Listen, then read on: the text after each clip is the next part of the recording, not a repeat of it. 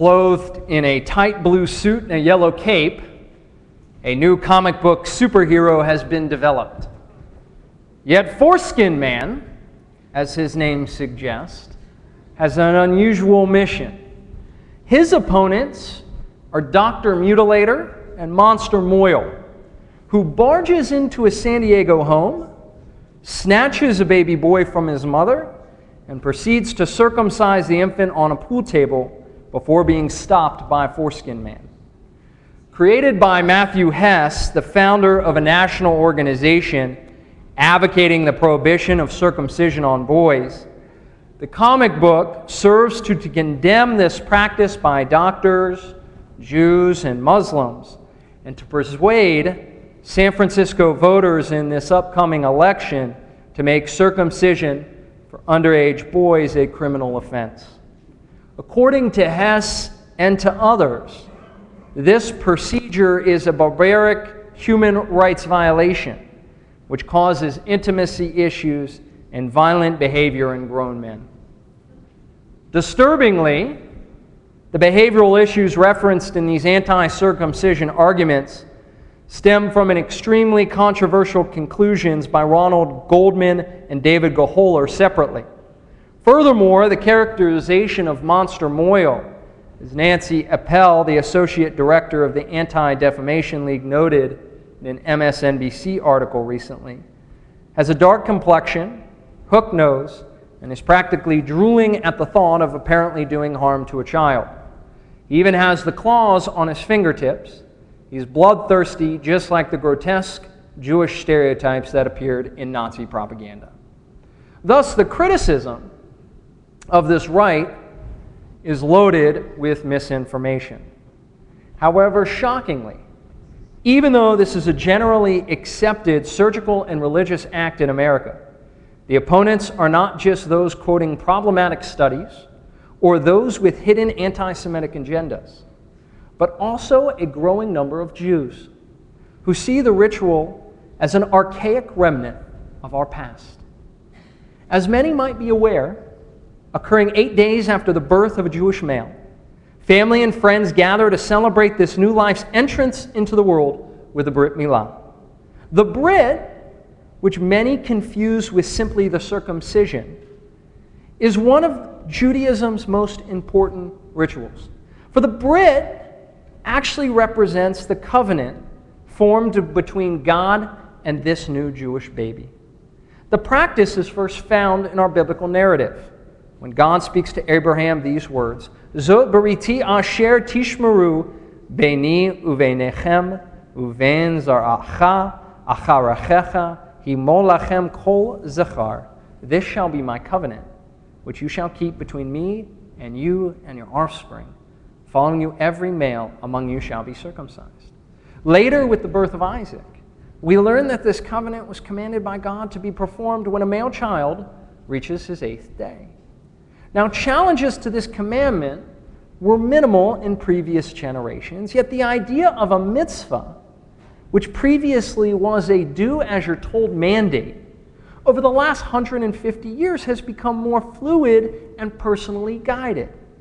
Individuals, through informed choice, are given flexibility to determine what feels right or what one believes is acceptable.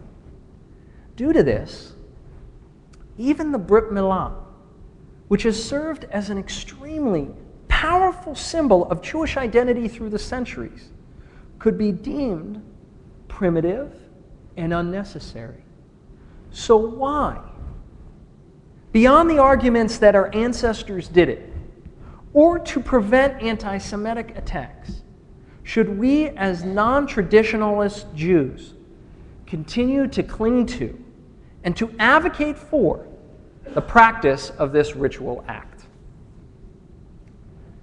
Many believe that the abstractness and autonomy found in liberal Judaism makes it easy to allow for any answer to be acceptable to this question. However, this is simply not the case. Liberal Judaism does not alleviate our responsibility to engage with Judaism's long-standing tradition. Instead of blindly following ancient paradigms, we are challenged to find intent and meaning in the corpus of Jewish ritual. In doing so, we seek a covenantal relationship that meets the highest moral standard and represents our own belief sets.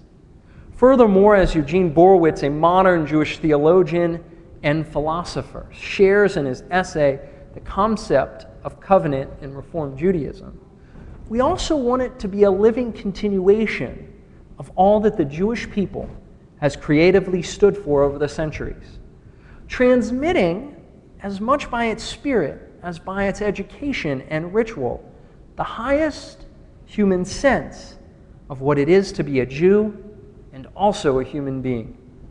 But most of all, we want it to touch and to reflect the deepest reality that is in us and the mature love that ennobles human individuality and enables us to transcend ourselves. In relation to the power of the circumcision, Borowitz reflectively states, "It is not an easy task to bring together a dynamic sense of Jewish responsibility and a modern sensibility. But when a child is born, we know that by a circumcision, we happily, responsively want to welcome a child into the covenant relationship and relationships we embrace, looking forward in hope to all that this new person will now do to carry on our Jewish vision until humankind reaches the Messianic times." The Brit Milah is more than a circumcision. Yet the surgical procedure is a vital component of this time-honored rite. Thus, when challenges arise against the ritual, not only from external sources denouncing this act with limited scientific backing and anti-Semitic fervor, but also from some well-meaning Jews that state the custom is a barbaric remnant of our past, it is instrumental for us as liberal Jews to not be complacent when these harsh attacks occur. For this practice is more than a choice, but rather a constant reminder of our covenantal commitment to God and the relationship, or our relationship, to Judaism's past, present, and future. Shabbat Shalom.